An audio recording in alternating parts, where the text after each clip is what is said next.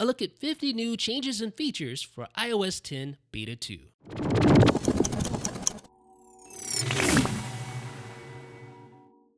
Literally, the first new change you're going to encounter is a new update notification when updating to iOS 10 Beta 2.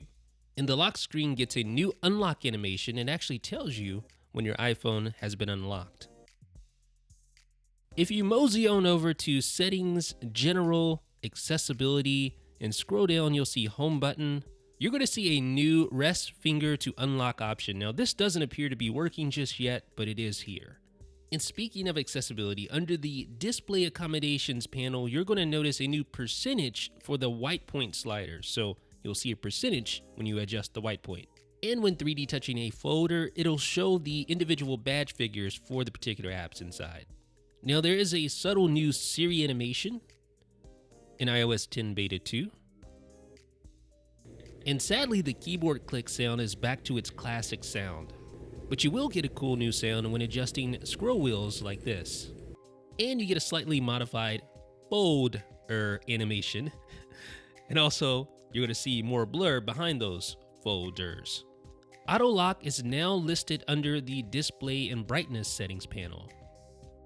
And if you're looking for that new iOS 10 wallpaper, you're going to need to scroll to the very bottom of the list this time because that's where it appears.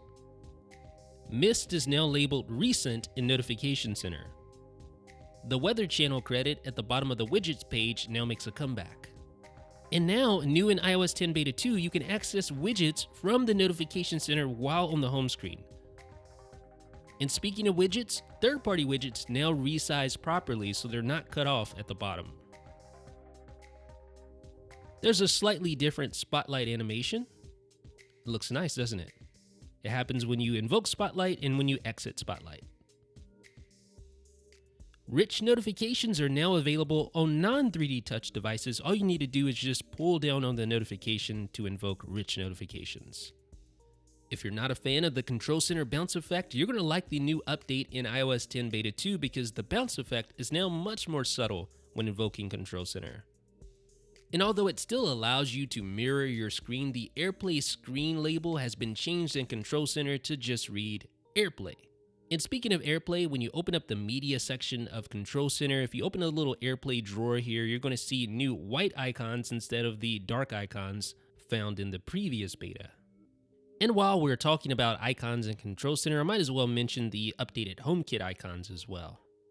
Some of the 3D Touch Quick Launch shortcuts, such as the flashlight, now include new wording and also new icons. And here's how the timer looks. Looks good, doesn't it?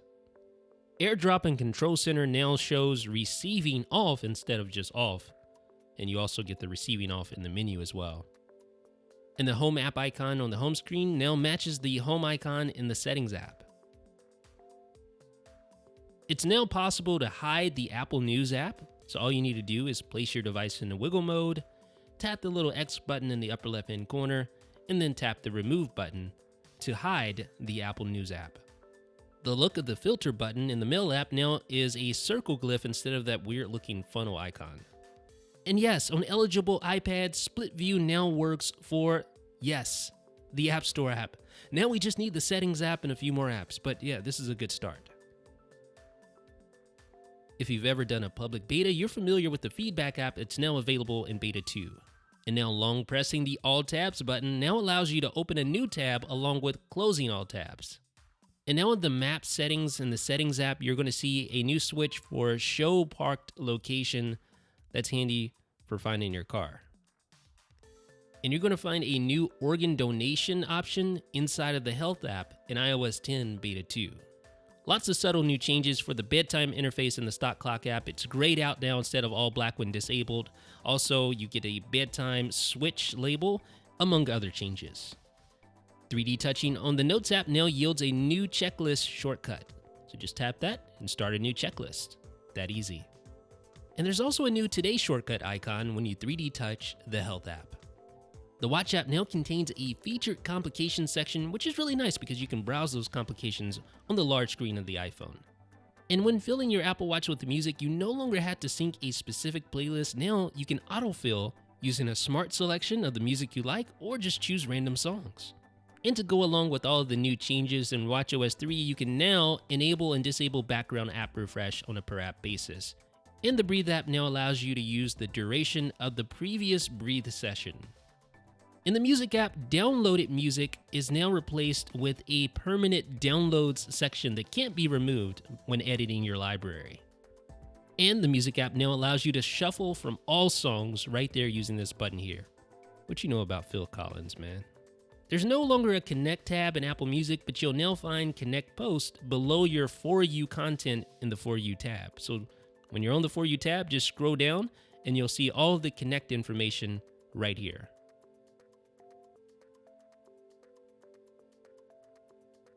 You can now change music output options directly from the Now Playing interface. Just tap this button here to change it. And to view the artist catalog, just tap the name of the artist. And there's the catalog. And when performing searches on your library, it'll pull in the name of your playlist too. And the universal dynamic text settings now influence the text found in the Music app. So I set it to really small text. If I open the Music app, you're going to see some really small text inside the Music app. Nice. So the iMessage App Store is new in Beta 2. Let me just show you how to delete an app. Just tap and hold like this. And then tap the little X button to delete an iMessage app. So tap the X button there and it's to delete it.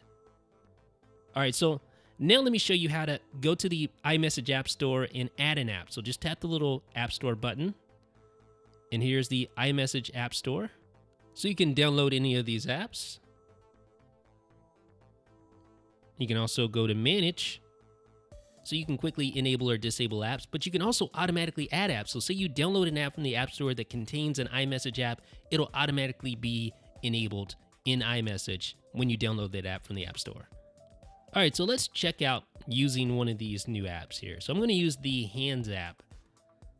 So I'm just going to open up the iMessage app section, open up the app drawer, tap on Hands. All right, and then I can just add a hand just by tapping on it like that. And we won't do that one. Let's do that one. iPad users running iOS 10 Beta 2 are going to find a new handwriting button in the bottom right-hand corner of the keyboard while the Messages app is open. Now, if you open up the Message app settings on iOS 10 Beta 2, at the very bottom, you're going to see a new low-quality image mode toggle, and this makes it so that images that you send via the Messages app take up a lot less bandwidth than before.